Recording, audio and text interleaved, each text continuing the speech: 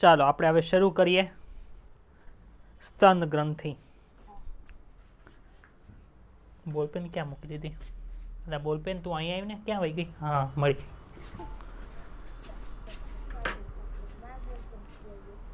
હા તું ગોતી લે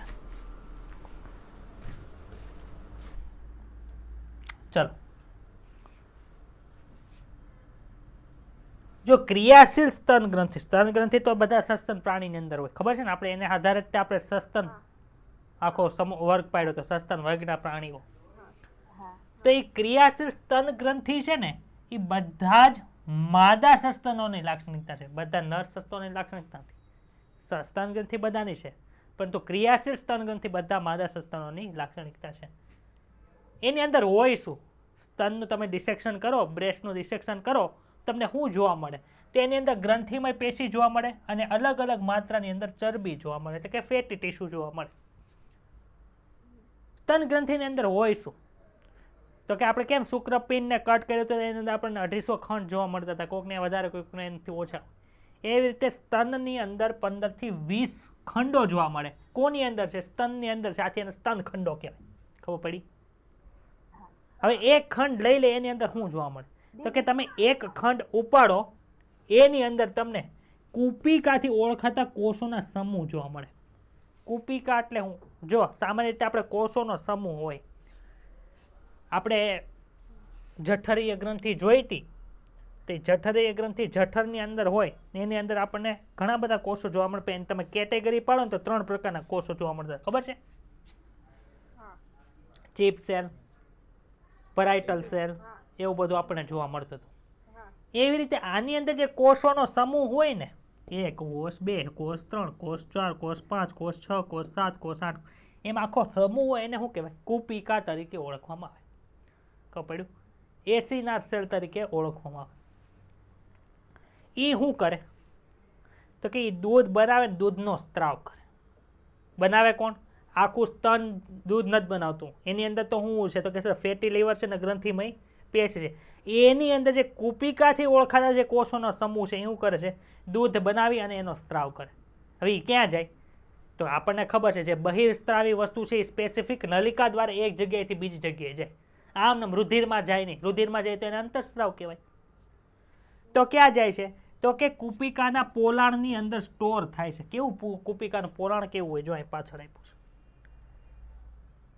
છે ચલો બતાવીશ તમને આ જો આ બધા કોષો છે 1 2 3 4 એવું આખું હોય 3Dમાં હોય પાછી શું કર્યું ખબર છે આપણે કેમ તરબૂચની ચીર કાઢી નાખીએ વચ્ચે બીયા હોય અરે સોરી પપૈયું હોય તો પપૈયાની ચીર કાઢી નાખો વચ્ચે કેમ તમને બી જોવા મળે ફરતે ફરતે આખું લેયર હોય એવી રીતનું છે જો અહીંથી સેક્શન કાપી નાખ્યું તો અહીંયા વચ્ચે બી જે પપૈયાની અંદર બી હોય ને ત્યાં પોલાણ છે ને ફરતે જ્યાં પપૈયું જે આપણે ખાવાનું હોય ત્યાં શું છે આ કોષો છે એ કોષો શું કરે દૂધ બનાવીને સ્ત્રાવ ક્યાં કરે તો કે સર કોપિકાનું વચ્ચે જ્યાં પોલાણ જોવા મળે છે ને ત્યાં કરે ખબર પડી ભાઈ આ બધા કોષો કામ કરે કે ન કરે કરે ને કામ તો કરે ને બધા કામ તો કરે સર દૂધ બનાવવાનું તેને બધું પોષણ ને પૂરું ન પાડવું પડે તેની ઉપર જાય બધી બ્લડ વેસલ આવેલી છે ખબર પડી અહીંથી આર્ટિરિયલ બ્લડ સપ્લાય આવી એટલે અહીંથી ઓક્સિજન વાળું રુધિર આવ્યું અહીં બધાને ઓક્સિજન આપ્યું ત્યાં CO2 ઉત્પન્ન થઈ લઈ લીધું અહીંથી વિનસ બ્લડ એટલે કે સીધાની અંદર જાતું બ્લડ છે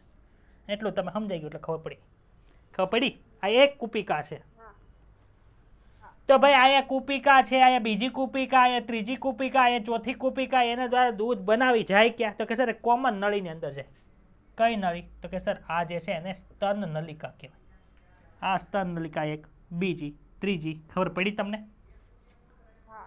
એવી રીતે સ્તન નલિકાની અંદર આ સ્તન નલિકા ખબર પડી તમને બધાને કે નથી ખબર પડતી હવે આ જે સ્તન નલિકા છે એ દૂધને ક્યાં લઈ જાય ભાઈ તો કે એ સ્તન નલિકા દૂધને સ્તન વાહિનીની અંદર લઈ જાય તો આ સ્તન વાહિની થઈ ગઈ વાયા રોડ ભેગા થઈને જે નેશનલ હાઈવે બને ત્યાં જાય એમ નેશનલ હાઈવે પાસે બધા ભેગા થઈને બનાવશે ખબર પડી આ સ્તન વાહિની એક છે એવી ઘણી બધી સ્તન વાહિની ભેગી મળીને શું બનાવશે સ્તન તુંબિકા બનાવશે એમ્ફ્યુલા આવશે ખબર પડી એમ્ફ્યુલા એટલે કે ફૂલેલો ભાગ બને કે ન બને અને આ સ્તન તુંબિકા છે ત્યાં કઈ જગ્યાએ ખુલે તો કે સર લેક્ટિફેરસ ડક્ટ આવેલી હોય એટલે કે જ્યાંથી બાળકને નિપલ છે એ જેમ પુશ કરે એટલે દૂધનો સ્ત્રાવ જેમાંથી આવે કેમાંથી આવે?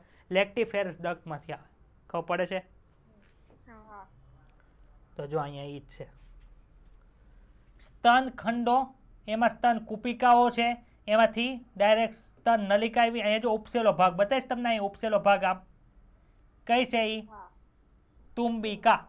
એમાંથી જે નળી નીકળે એને શું કહેવાય? દુગ્ધ નળી અથવા તો લેક્ટિફેરસ ડક તરીકે ઓળખવામાં આવે. અને આ જે અહીં ઉપસેલો ભાગ આપણને જોવા મળશે એ છે નિપ્પલ, એટલે કે એનાથી દૂધનો સ્ત્રાવ છે બહારને સક્શન કરવાની અંદર મદદરૂપ થાય. હવે આપણને ખબર છે આ પાસળીઓની ઉપરની બાજુ છે એટલે આ પાસળી છે. પાસળીઓની વચ્ચે જે સ્નાયુ આવે એને આત્તા પાસળી સ્નાયુ કહેવાય. કહેવાય કે ન કહેવાય? પરંતુ પાસળી અને સ્તનની વચ્ચે એક સ્નાયુ જોવા મળે, એ નામ શું છે? પેક્ટોરાલિસ મેજર. યાદ રાખજો, મોસ્ટ આઈએમપી છે. આઉટ ઓફ એનસીઆરટી નથી, એનસીઆરટી નું અંદરનું જ છે.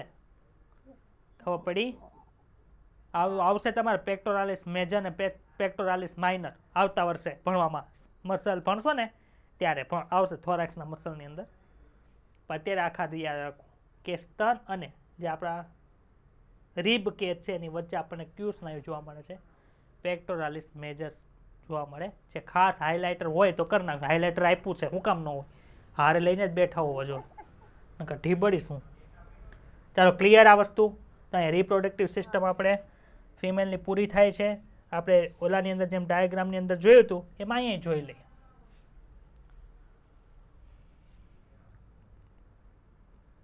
Female reproductive system.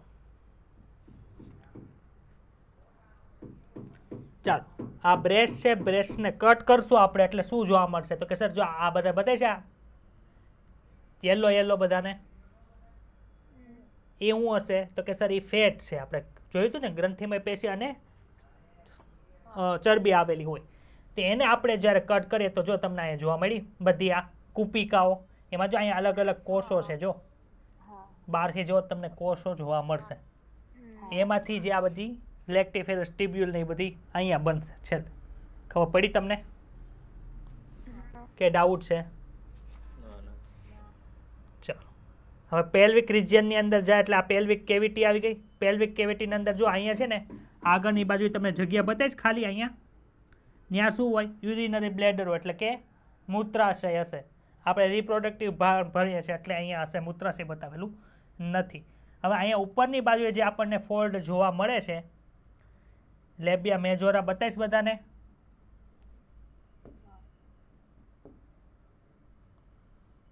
બતાણું લેબિયા મેજોરા, એની અંદરનો જે ફોલ્ડ છે લેબિયા માઇનરા. આ ક્લાઇટોરિસ છે, આ યુરેથ્રલ મિયાટસ છે જ્યાંથી મૂત્ર બહાર આવશે. અને આ જે વચ્ચેનો પાર્ટ જે જોવા મળે છે પોલાર, એ ક્યુ છે? વજાઇનલ એરિયા કહેવાય. ઓકે, હવે જો અહીંયા તમે જોશો ને, અહીંથી બતાવો ભાઈ, આનું કંઈ કામ નથી. હાલો ઉપાડો, કાઢો આને, હાલ નીકળ હાલ ભાઈ, તારું અત્યારે કંઈ કામ નથી. જો આ શું છે ભાઈ? તો કે સર આ ગર્ભાશય છે.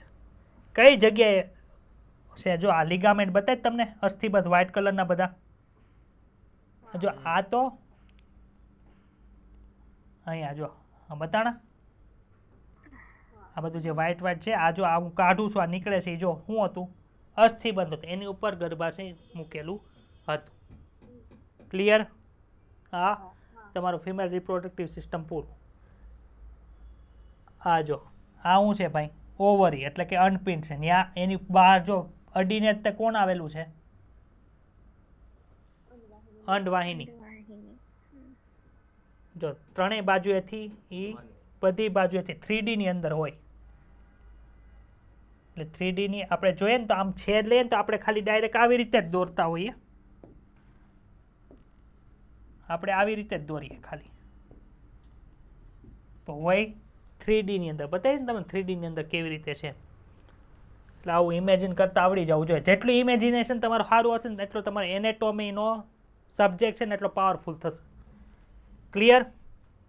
ચાલો, હવે આપણે શું ભણવાનું છે? તો કે સર અહીંયા તમે ફિમેલ રિપ્રોડક્ટિવ સિસ્ટમ પૂરું કર્યું. હવે આપણે વયા જઈએ ઓજીનેસિસની અંદર. ઓજીનેસિસ એટલે ઓલામાં કેવું હતું? સ્પર્મેટોજીનેસિસ.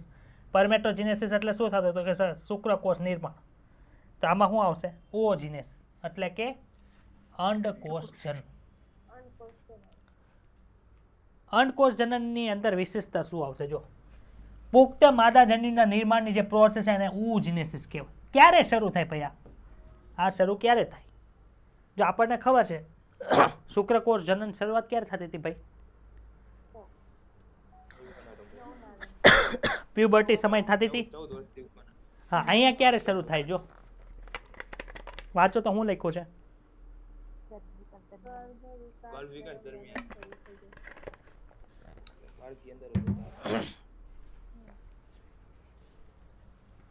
એટલે કે ગર્ભ વિકાસ દરમિયાન જ શરૂ થઈ જાય છે. ભાઈ કેવી રીતે ગર્ભ વિકાસ દરમિયાન શરૂ થઈ? દરેક ગર્ભીય અનપિંડ, હવે ભાઈ જ્યારે ફિટસ છે ગર્ભની અંદર હોય, ફિટસ એટલે શું? ફિટસ કોને કહેવાય? તો કે જે અંદર બાળકનો વિકાસ થાય છે ને, જે અંદર સંતતિનો ભ્રૂણમાંથી જે વિકાસ થાય એને ફિટસ કહેવાય. એમ્બ્રિયો કોને કહેવાય? તો કે ફલિતાંડ પછી જેનો વિકાસ થાય એને એમ્બ્રિયો કે એમ્બ્રિયોમાંથી વિકાસ થઈને ફિટસ બને. આવું તમારે પહેલા 2 વીકની અંદર એમ્બ્રિયોજીનેસિસ આખો આવશે, આખો સબ્જેક્ટ પૂરો 2 અઠવાડિયા અંદર 15 માર્કનું એનેટોમીના પેપરની અંદર પૂછાય છે. તો આ ગર્ભ વિકાસ થતો હોય ત્યારે એ ફિટસનું જે અંડપિંડ હોય એની અંદર છે આ શરૂ થાય. દરેક ગર્ભીય અંડપિંડમાંથી લાખો જનન માતૃકોષ, એટલે કે ન્યા માતૃકોષ કોણ હોય ભાઈ? અંડકોષનું જે આગળ જે અંડકોષ બનાવનારા કોષો એ માતૃકોષ હોય ને એને શું કહેવાય? ઉગોનિયા કહેવાય. ઓલા શું કહેતા હતા? સ્પર્મેટોગોનિયા કહેતા. આને શું કહેવાય? ઉગોનિયા કહેવાય. તો ઉગોનિયા છે એ જ્યારે ગર્ભ વિકાસ શરૂ હોય ત્યારે જ બને છે. ખબર પડી તમને? એટલે કે આદિપૂર્વ અંડકોષ છે એનું બીજું નામ ઉગોનિયા છે, જેને માદા જનન માતૃકોષ કહેવાય. એ ગર્ભીય વિકાસમાં બને. જન્મ બાદ વધારાના ઉગોનિયા એટલે કે આદિપૂર્વ અંડકોષ નિર્માણ પામતા નથી. આ ખાસ ભેદ છે. ક્લિયર બધાને? ચાલો, જેટલા બન્યા હોય ને એમાંથી જ તેનું અર્ધીકરણ થઈને શું બને? અંડકોષ બનશે, બાકી બને નહીં. ચાલો, આ બધા જ કોષો અર્ધીકરણ પામવાનું શરૂ કરે. હવે આમાં જો કેવું થતું હતું, ફિમેલની અંદર એક અંડકોષ છે ને એ એક અંડપિંડમાંથી દર મહિને બહાર આવે. એક વખત માનો કે આ કયો છે અત્યારે ફેબ્રુઆરી મહિનો હાલે ને, તો એક લેડી છે ને ફેબ્રુઆરીમાં રાઇટ ઓવરીમાંથી અંડકોષ મુક્ત થયો. તો માર્ચની અંદર રાઇટ ઓવરીમાંથી અંડકોષ મુક્ત નહીં થાય. ક્યારે થાય? કઈ ઓવરીમાંથી થાય? લેફ્ટ ઓવરીમાંથી. પછી એના પછીનો મહિનો આવશે પછી રાઇટમાંથી, એના પછીનો મહિનો આવે ત્યારે લેફ્ટમાંથી. શુક્રકોષ જનન થતું હોય ત્યારે શું થાય? તો કે સર બધા કોષો જેટલા નિર્માણ પામે છે આદિ શુક્રકોષમાંથી પ્રાથમિક પૂર્વ શુક્રકોષ બને એ બધા અર્ધીકરણની અંદર જાય. એમ આ બધા જે છે ને બધા ઉગોનિયા છે બધા અર્ધીકરણ પામવાનું શરૂ કરી દે છે, પરંતુ બધાએ બધા અર્ધીકરણ પૂરું નથી કરી દેતા. ખબર પડી મેઇન ડિફરન્સ? ઓલામાં બધા પ્રાથમિક પૂર્વ શુક્રકોષમાંથી દ્વિતીય પૂર્વ શુક્રકોષ બધાના બંધ, દ્વિતીય પૂર્વ શુક્રકોષમાંથી બધા પ્રશુક્રકોષની અંદર બધા નિર્માણ પામે. પણ આમાં એવું થતું નથી. બધા અર્ધીકરણ પામવાનું શરૂ કરી દે, પરંતુ એક સ્ટેજ આવે છે ત્યાં બધા ઊભા રહી જાય, પછી એક જે ઉગોનિયા હોય એમાંથી આગળ વધશે. ખબર પડે છે હું કહું છું? હમણાં સમજાવીશ. જો બધા અર્ધીકરણ પામવાનું શરૂ કરી દીધા, પરંતુ અર્ધીકરણની પૂર્વ અવસ્થા 1, અર્ધીકરણ 1, અર્ધીકરણ 2, અર્ધીકરણ 1 ની અંદર પૂર્વ અવસ્થા 1, મધ્ય અવસ્થા 1, પશ્વ અવસ્થા 1, અંત્ય અવસ્થા 1. એમ અર્ધીકરણ 1 ની પૂર્વ અવસ્થા 1 ની અંદર બધા પ્રવેશ કરે અને ન્યા બધા સ્થાયી રહે છે, એટલે કે ન્યા ઊભા રહી ગયા. હોશિયાર સ્ટુડન્ટ હોય ને એ નીટની તૈયારી શરૂ કરે ને તો આગળ વધતા જાય, આગળ વધતા જાય, આગળ વધતા જાય, આગળ વધતા જાય. અમુક ડબ્બા જેવા હોય ને એ શું કરે, એક ચેપ્ટરમાં અટકી જ જાય કે આ એમાંથી નથી થતો એટલે ત્યાંથી આગળ જ ન હાલ. ખબર પડે છે હું શું કહેવા માંગુ છું?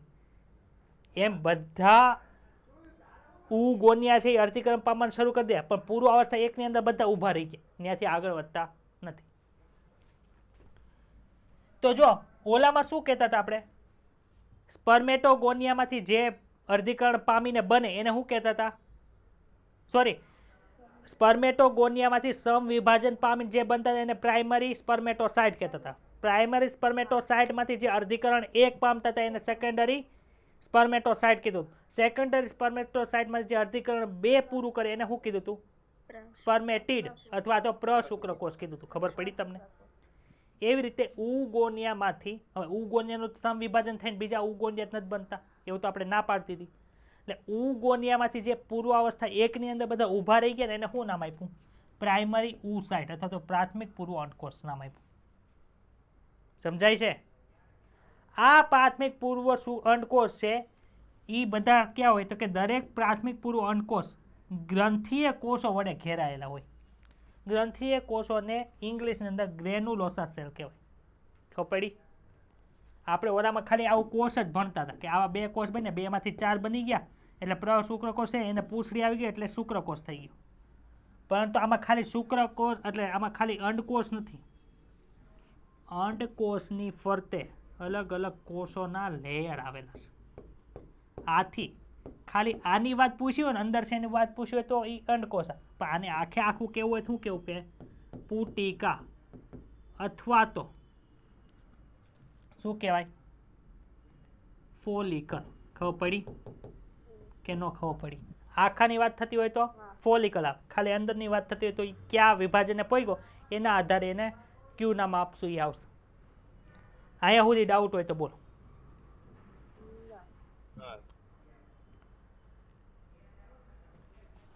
તો જો એક બાળકી છે એ હજી ગર્ભાશયની અંદર છે, ગર્ભાશયની અંદર એના ગર્ભાશયની અંદર જે એ ગર્ભ છે કે જેને આપણે ફિટસ કહીએ છીએ, એનું અનપિંડ તમે લીધું તો એની અંદર તમને અત્યારે એક ઉગોનિયા જોવા મળતા નથી. બધા ઉગોનિયા છે એ પૂર્વાવસ્થા એકની અંદર પડેલા છે ને ન્યા શું છે તો કે સર ન્યા એ પ્રાથમિક પુટિકા સ્વરૂપે છે. ખબર પડી ગઈ? હવે આમાંથી એક પ્રાથમિક પુટિકા છે જ્યારે પુખ્ત થાય ને, આ બધા ક્યારે પાછા આગળ વધશે ખબર છે? જ્યારે 13-14 વર્ષની ઉંમર થાય ને ત્યારે પ્રાથમિક પૂર્વ અંડકોષમાંથી આગળ જાય, એટલે કે ત્યારે પ્રાથમિક પુટિકામાંથી દ્વિતીયક પુટિકા ને એવું બધું બનવાનું શરૂ થાય.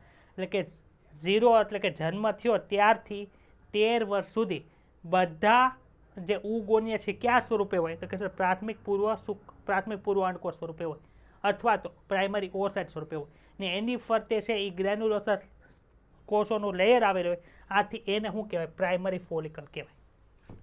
ક્લિયર થાય છે કે નથી ખબર પડતી? હવે જો આ ચાર્ટ જો ઉગોનિયા એટલે કે આદિ પૂર્વ અંડકોષ છે એ અર્ધીકરણ 1 ની અંદર ગયો ને અર્ધીકરણ 1 ની અંદર કઈ પ્રોસેસ ભાઈ? પૂર્વાવસ્થા 1 કે પૂર્વાવસ્થા 2 હોય? પૂર્વાવસ્થા 1 આવે. એ પૂર્વાવસ્થા 1 ની અંદર જઈને શું બની ગયું તો કે પ્રાઇમરી ઓસાઇટ બની ગયું. જેટલા ઉગોનિયા હતા એ બધા અહીંયા આવી ગયા. યૌવન આરંભ સુધી બધા જ કોષો આ સ્થિતિમાં રહે છે. એટલે કયા કોષો સ્વરૂપે રહે છે? પ્રાથમિક પૂર્વ અંડકોષ સ્વરૂપે રહે છે. ખબર પડે છે બધાને? આ સૌથી કોમ્પ્લેક્સ કન્સેપ્ટ છે. જો આ સમજાઈ ગયો તો તમને વાંધો નહીં આવે. અને બધાની ફરતી ગ્રંથીય કોષોનું આવરણ હોય જે પ્રાથમિક પુટિકા સ્વરૂપે કહેવાય છે. એટલે તમને એમ પૂછે, એક બાળકી છે જેની ઉંમર 9 વર્ષની છે, હવે તમને એનો અંડપિંડનું પરીક્ષણ કરતા, અંડપિંડનું પરીક્ષણ કેનાથી થાય ખબર છે? સોનોગ્રાફીથી થાય. એનું પરીક્ષણ કરતા તમને નીચેનામાંથી કેટલી સંખ્યાની અંદર દ્વિતીય પૂર્વ અંડકોષ જોવા મળશે? Option A 1, option B 2, option 3 4, option D 0. ખબર પડી 0 કેવી રીતે આવ્યું? મેં દ્વિતીય પૂર્વ અંડકોષ કીધું. હવે તો 9 વર્ષની છે તો અહીંયા તો બધા કયા સ્વરૂપે હોય? પ્રાથમિક પૂર્વ અંડકોષ સ્વરૂપે હોય. ખબર પડી? ઈની પ્રશ્નો ફેરવી નાખો. 9 વર્ષની બાળકીને પેટમાં દુખાવો થતા તમે એનું સોનોગ્રાફીથી અંડપિંડનું પરીક્ષણ કર્યું તો તમને ત્યાં કેટલા પ્રાથમિક પૂર્વ અંડકોષ જોવા મળે? Option A 0, option 1, option option C 2 અને ઓપ્શન D કંઈ અનુમાન લગાવી શકાય નહીં.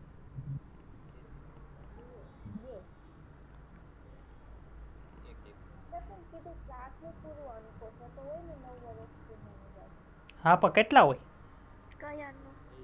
હા, કાંઈ અનુમાન લગાવી ન શકાય. વેરી ગુડ સુરભી, ખબર પડી ને? તમે ત્યાં ગણવા જાઓ કે કેટલા ઉગોનિયા તેમાંથી કેટલા એટલા બન્યા, ખબર પડે કે નથી ખબર પડતી? કેમ કે જેટલા ત્યાં પ્રાથમિક પૂર્વ અંડકોષ છે એ બધા તો એટલા બધા છે.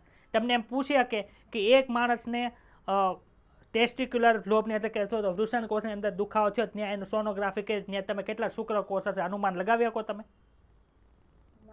કેટલા બધા હોય તેમાં અહીંયા કેટલા બધા જેટલા છે એ બધા પ્રાથમિક પૂર્વ અંડકોષ છે. તમે ત્યાં ગણવા જાઓ 1 છે 2 છે 3 છે 4 છે એમ ગણવા જાઓ. ખબર પડે છે કન્સેપ્ટ હું કહેવા માંગે છે એ કે નથી સમજાતું? જેનો સમજાતું હોય કે હું ફરીથી સમજાવું, પણ કૂતરો કે એટલે કૂતરો બતાવે એમાં સમજાવવું જોવે, મને એટલી ખબર પડે. પર્સનલી નામ બોલું બધાને સમજાઈ ગયું છે?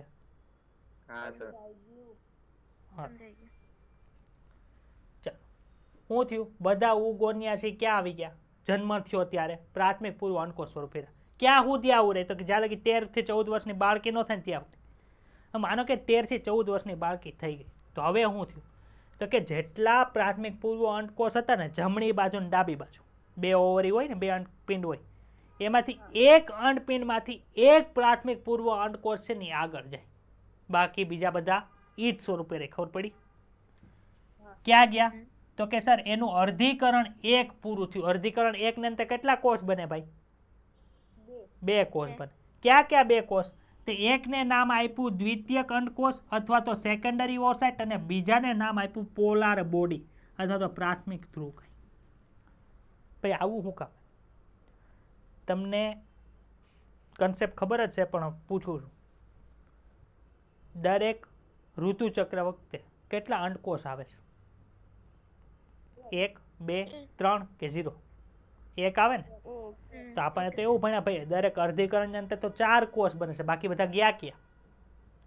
તો આપણે હકીકતની અંદર કેટલા અંડકોષ જોવે છે ભાઈ? 1 જોવે છે. 1 જ જોવે છે ને? સામે શુક્રકોષ તો જેટલા વધારે હોય એટલું ફલનની શક્યતા વધે, એટલે ત્યાં ઘણા બધા શુક્રકોષની જરૂર હતી. અહીંયા તો 1 અંડકોષ છે એ કાફી છે. તો 1 અંડકોષને શું થાય? જો એક અર્ધીકરણને અંતે 2 અંડકોષ બન્યા હોય આવી રીતે, સોરી અર્ધીકરણ 1 ને અંતે, ને 2 પાય હરખું હોત તો શું થાત કે આનું અર્ધીકરણ થાત ને આનું અર્ધીકરણ થાત ને તો છેલ્લે બધા આવશે ને પછી બધા પાસે હરખું કોષ હોત ને ઓછો હોત. આની જગ્યાએ શું કર્યું ખબર? કે આનું વિભાજન થયું ને તો શું કરી નાખ્યું? જે ઇમ્પોર્ટન્ટ માણસ છે ને એને વધારે કોષ આપ્યું, જે ઇમ્પોર્ટન્ટ માણસ નથી ને એને ઓછું કોષ આપ્યું. ખબર પડી? તો આને અસમ વિભાજન કહેવાય. એકને વધુ કોષરસ આપ્યો અને એકને ઓછો કોષરસ. તો ઓછો કોષરસ આપ્યો છે એ કોઈ ફલનના અંદર ભાગ લેવાનું નથી, એટલે પ્રાથમિક ધ્રુવકાય છે ને એ ફલનની અંદર ભાગ લઈને કોણ લે? સેકન્ડરી ઓસાઇટ એટલે કે દ્વિતીય અંડકોષ. ખબર પડી? ચાલો હવે શું થયું? દ્વિતીયક અંડકોષ છે ને એ ક્યાંથી ક્યાં આવ્યું? તો કે સર દ્વિતીય અંડકોષ છે ને એ અંડપિંડમાંથી બહાર આવી ગયું. જો બધા અંડકોષ છે એ દ્વિતીયક અર્ધીકરણની અંદર પહોંચતા નથી, બધા અર્ધીકરણ 2 ની અંદર નથી જતા. અર્ધીકરણ 2 ની અંદર કોણ જાય ખબર છે તમને? જે અંડકોષનું ફલન થાય ને એ અર્ધીકરણ 2 ની અંદર જાય, બાકી બધા જાય નહીં. તો જો દ્વિતીય અંડકોષ ક્યાં આવ્યો ભાઈ? તો કે સર અંડકોષ પાસ થઈ ગયો એટલે ક્યાં ગળી ગયો? ફેલોપિયન ટ્યુબમાં, અંડવાહીની અંદર ભાઈ. હવે અંડવાહીની અંદર 2 શક્યતા થાય. કાં તો ફલન નહીં થાય એટલે કે પ્રજનન એટલે સેક્સ્યુઅલ ઇન્ટરકોર્સ કર્યો જ નથી એટલે શુક્રકોષ ત્યાં ગયો જ નથી એટલે ફલન થવાનું નથી. બીજી કન્ડિશન કેવું છે?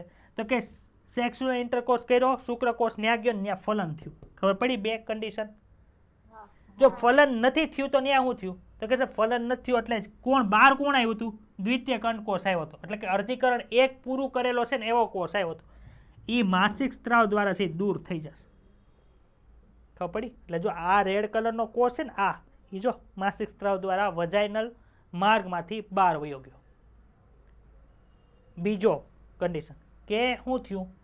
એનું ફલન થયું. અહીં હાચાની નિશાની મારી છે એટલે કે ફલન થઈ ગયું. ફલન થઈ ગયું એટલે શું થયું? દ્વિતીય અર્ધીકરણ પામે કે ન પામે? તો દ્વિતીય અર્ધીકરણ પામે એને લીધે શું થાય છે? તો કે સર 2 વસ્તુ પાછા વિભાજન થઈ. ક્યાં ક્યાં 2? તો કે દ્વિતીયક ધ્રુવકાય અને અંડકોષ. હવે જો અંડકોષ થયો તો હકીકતની અંદર દરેક વખતે અંડપિંડમાંથી મુક્ત થતો એ અંડકોષ હોય કે દ્વિતીયક અંડકોષ હોય? કયો તો મને. સમજાય છે? હિમાંશુન ઉપરથી જાય છે? સમજાણું ને હું બોલ્યો? તો તમને એમ પૂછે કે માસિક સ્ત્રાવની અંદર બહાર આવતો કોષ નીચેનામાંથી કયો હશે? પ્રાથમિક પૂર્વ અંડકોષ, દ્વિતીયક અંડકોષ કે દ્વિતીયક ધ્રુવકાય?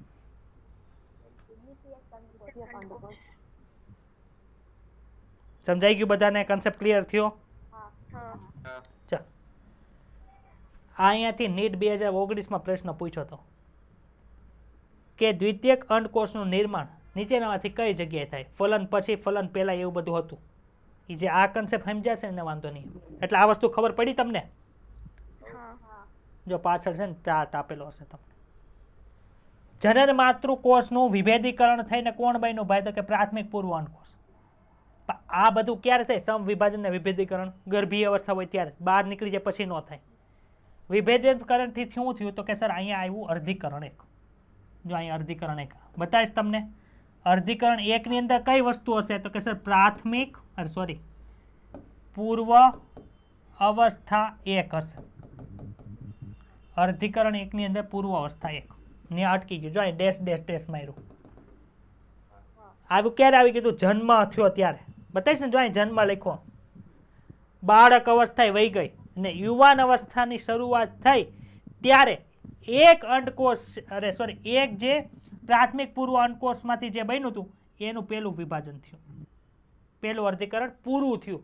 એટલે કે આ પૂર્વ અવસ્થા 1 અટકી ગયું હતું ને, એ હવે મધ્ય અવસ્થા 1માં ગયું, પશ્વ અવસ્થા 1માંથી ગયું, અને હવે અંત્ય અવસ્થા 1 પૂરું કરીને 2 વસ્તુ બની. એક પ્રાથમિક પૂર્વ ધ્રુવકાય અને દ્વિતીય પૂર્વક અંડકોષ. હવે જો ફલન થાય તો અંડકોષ અને દ્વિતીયક ધ્રુવકાય છે એ બનશે. ફલન નહીં થાય તો આ દ્વિતીય પૂર્વ અંડકોષ છે એ માસિક સ્ત્રાવ દ્વારા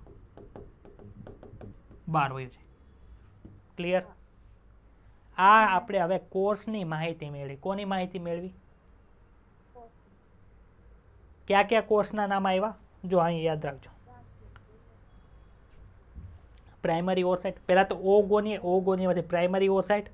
પ્રાઇમરી ઓસાઇટમાં એવું શું થયું તે જેને લીધે સેકન્ડરી ઓસાઇટ બને એ ખબર હોવી જોઈએ. સેકન્ડરી ઓસાઇટની અંદર કઈ પ્રોસેસ થઈ? સમવિભાજનની કે અર્ધીકરણ 1ની કે અર્ધીકરણની 2ની થઈ, એટલે દ્વિતીયક અંડકોષ બન્યો. એનો દ્વિતીયક અંડકોષમાંથી અંડકોષ અને દ્વિતીયક ધ્રુવકાય બન્યા. એ ખબર હોવી જોઈએ. ખબર પડી ગઈ કે ડાઉટ છે? રિવિઝન કરાવું? એક વખત કરાવતો. આપણે ત્યાં ખાલી કોષની જ માહિતી લે, ફોલિકલ ન થાય એવું કંઈ. ભાઈ હતા ઓગોનિયા સમવિભાજન પામી વિભેદીકરણ પામતા ક્યારે? જ્યારે બાળકી ફિટસમાં હતી ત્યારે, એટલે કે ગર્ભાશયની અંદર હતી ત્યારે. હવે એનો જન્મ થઈ ગયો એટલે કે નવા ઓગોનિયા નથી. અને એ બધા ઓગોનિયા શું કરે છે? અર્ધીકરણ પામવા માંડ્યા. પણ બધા ઓગોનિયા જેટલા અંડપિંડની અંદર ઓગોનિયા છે ને એ બધા અર્ધીકરણ 1ની અંદર વહી ગયા. એટલે નવું નામ આપી દીધું. શું નામ આપી દીધું? પ્રાઇમરી ઓસાઇટ.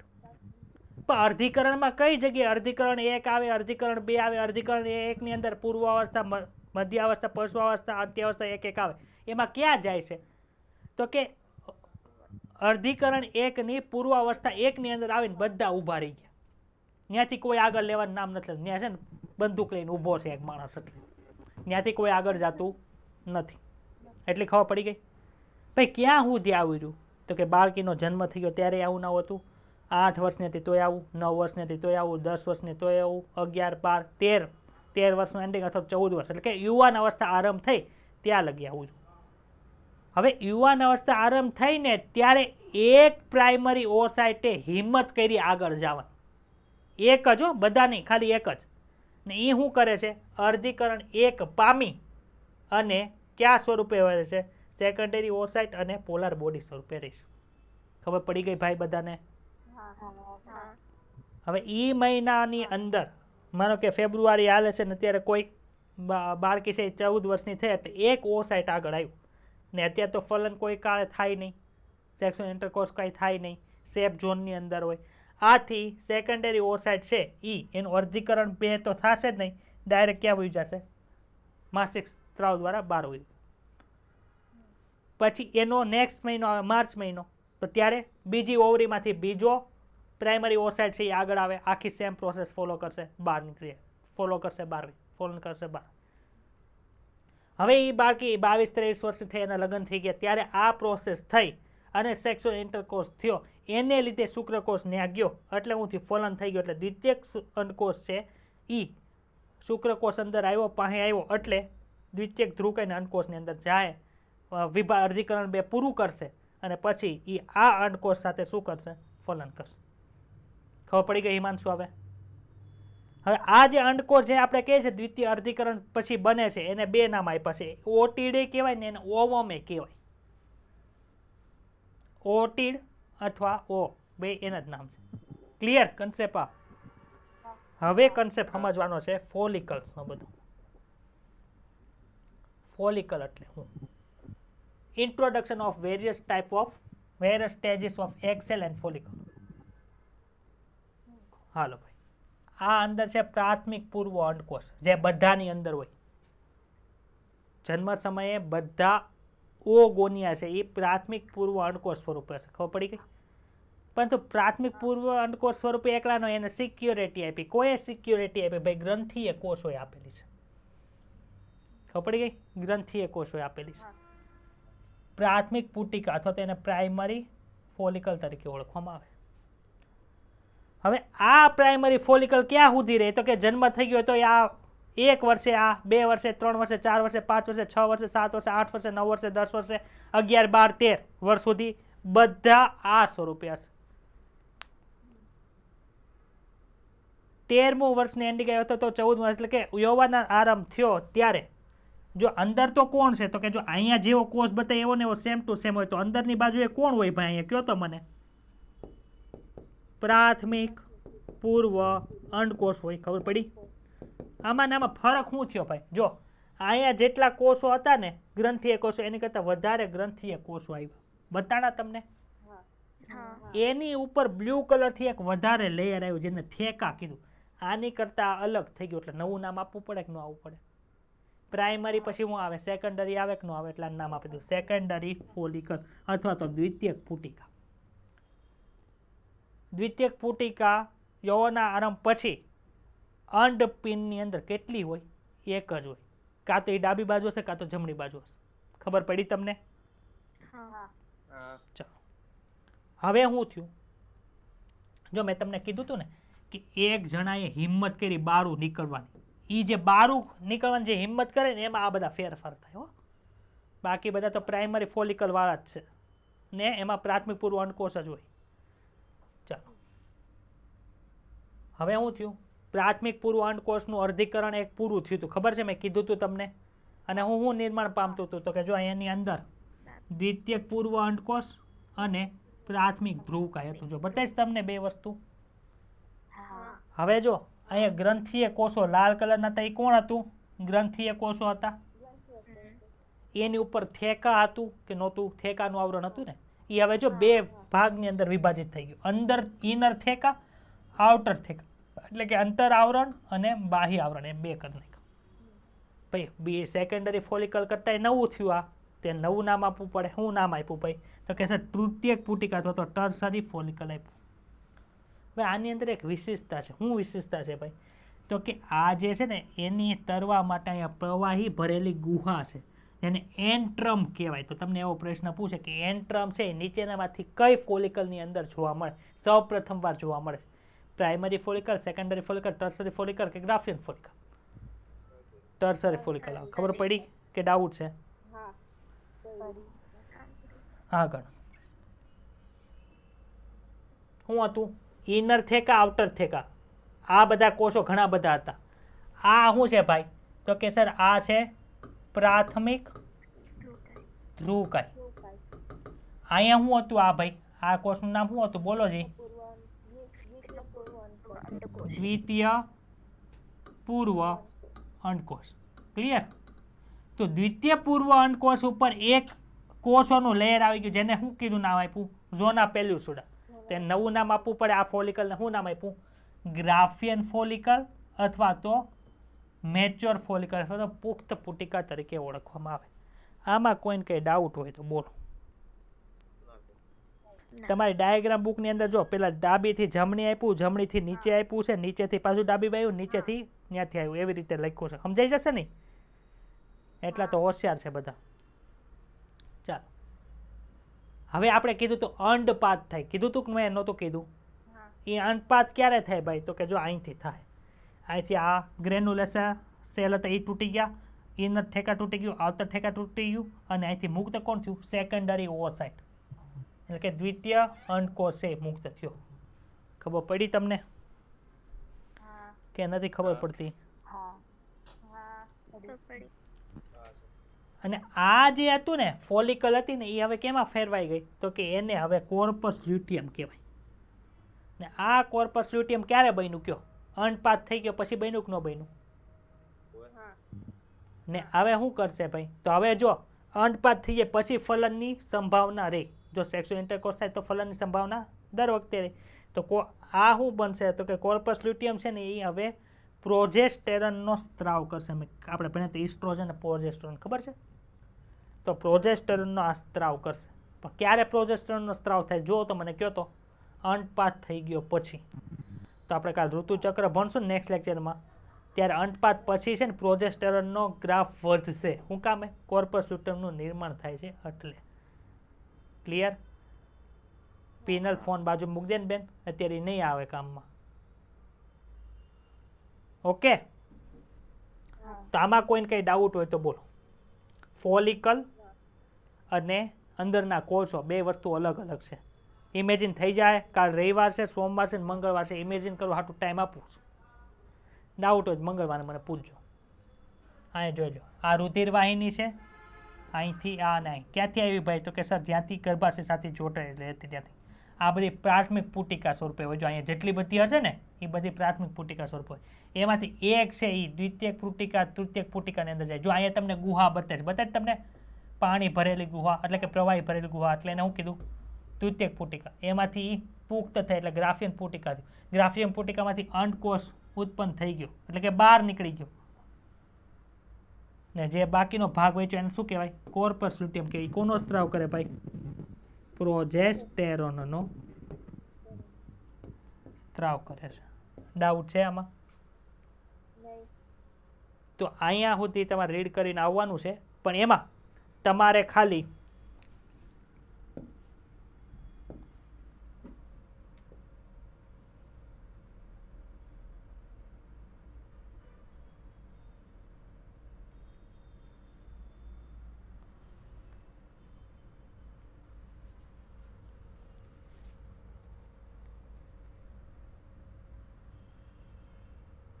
અહીંયા સુધી આ જે સ્તન ગ્રંથિ પૂરી થાય ને ત્યાં સુધી તમારે ખાસ રીડ કરીને આવે. એમાં તમને ડાઉટ હોય ને તો હું સોલ્વ કરાવીશ. એના પછી જે આ માદા જનનકોષના નિર્માણની પ્રક્રિયા છે, એટલે કે ઉજીનેસિસ છે, એ તમારે રીડ કરીને આવવાનું છે ને હું અહીંથી રીડ કરાવીશ. ઉજીનેસિસ છે ને એ હું અહીંયા આવીને રીડ કરાવીશ. બુધવારના લેક્ચરમાં શરૂઆતમાં તમારે ડાઉટ સોલ્વ કરીશ જે લેક્ચરના છે એ.